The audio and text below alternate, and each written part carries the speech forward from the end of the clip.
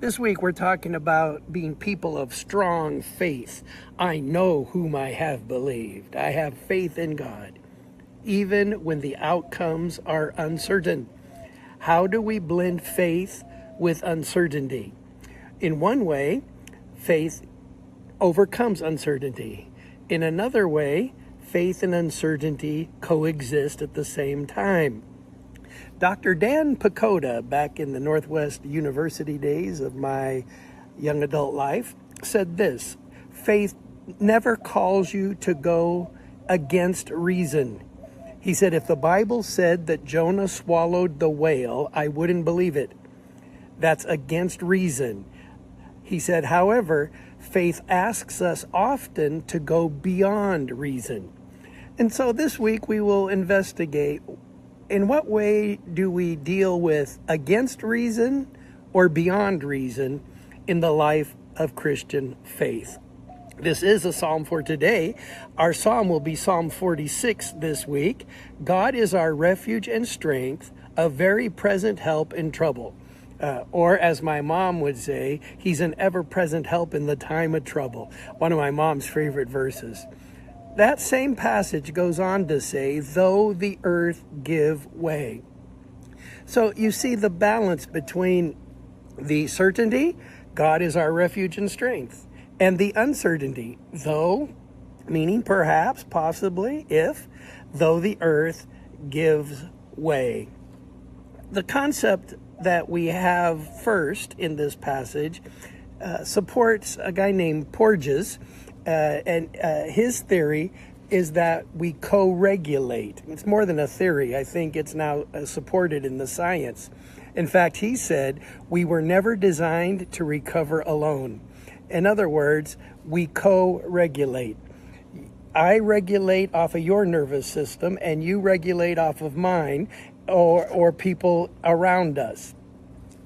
Facial expressions. I've read a study about the scent of worry, that in fact it might be that you can smell anxiety even if your cognitive brain doesn't pick up that aroma. The idea is that we are asking God to help us co-regulate in Psalm 46. God is our refuge and strength. If the earth gives way, I'm regulating off of God. I'm regulating off of the presence of Jehovah. So God, or in this term, is our refuge and strength, a very present help in trouble. We take our regulation cues from God. Now, God isn't visible to the common eye. And so we often take our regulation cues, our co-regulation, off other people of faith. This is why many of us read long-term Christian statespeople. We read the church fathers. We read people who've overcome great challenges, because we co-regulate, even if it's at a distance, by reading. A lot of you watch videos and movies. I don't watch many things, but that's one way that some people co-regulate. So when the outcome is uncertain, when God is our refuge and strength, and the possibility is that the earth might give way, what is that all about? In 2013, in Nature Reviews Neuroscience, this is a paper that's considered like the paper on this topic. It's called Uncertainty and Anticipation in Anxiety, Group A and Nitschke, 2013. They found that the heaviest load is the anticipatory period of not knowing. The technical term is allostatic load. Allostatic load. So the allostatic load is the idea you're a car and you go up a hill, your car engine adjusts to going up a hill. Now, the load part is when there's another hill and another hill and another hill, and you don't have time to recover. Allostatic load, a common definition or expression would be the price your body pays when it has to keep making adjustments just to keep functioning without enough recovery time. That I've heard many people over many years say it's just one thing after another. I just get over that when the next thing happens. Often, I just buried grandma, and then my cousin, and then my neighbor. That's called allostatic load.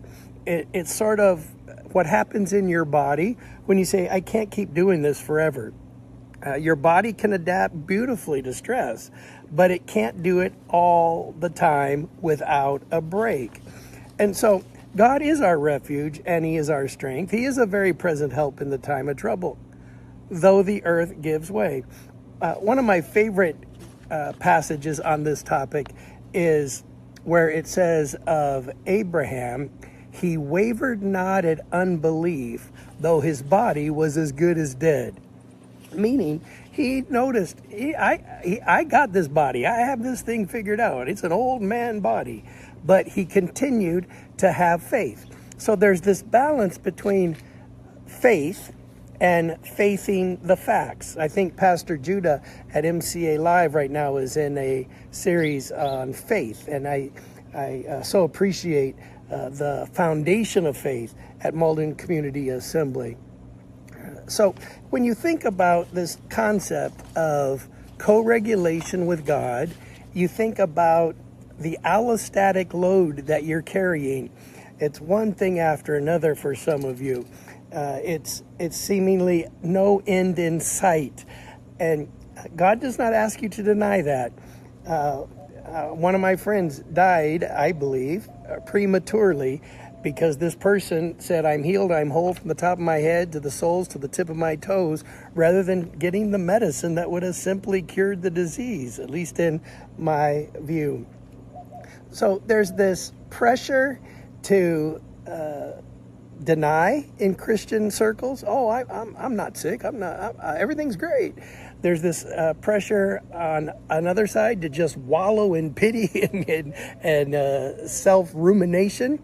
And the scripture holds out that God is our refuge and he is our strength. He is an ever-present help in the time of trouble. Even though the earth might fall into the sea, the earth might give way. Now, allostatic load is something that we cannot control. That's why another author calls it the intolerance of uncertainty. The intolerance of uncertainty. Some people are very tolerant of uncertainty. I'm not. I need many things. I don't need certainty, but like I need to have a certain place to sleep. I love sleeping in my own home, in my own bed, every night if I can. And often that was a challenge for me, being somebody who said to God, I will go where you want me to go, and he'd send me all over the place. For years, I didn't sleep often on these trips because I didn't know how to manage this allostatic load and this desire for certainty. So intolerance of uncertainty is a function of the brain. It is not a function of your faith.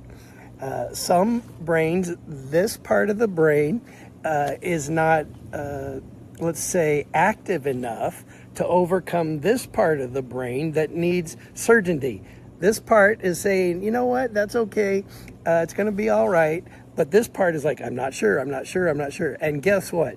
This part of your brain is 80,000 times faster than this part of your brain, according to the research that I've studied.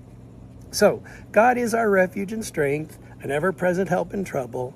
Though the earth give way, we won't fear. Why? We're co-regulating with God. And for some of you, Psalm for today is a co-regulating piece. One of the reasons I started this, it was called a pastoral tuck-in, was after an earthquake in Anchorage. I realized many of our senior adults, many people couldn't sleep at night because they were wondering, is the earth going to give way again? So I just said, hey, this is Kent, have a good night, told a few jokes, laughed, etc., and helped some people go to sleep at night. A couple of my buddies said, would you not call it a pastoral tuck-in? I'm a grown man, and I don't like to tell anybody I watched a tuck-in. So the name is A Psalm for Today.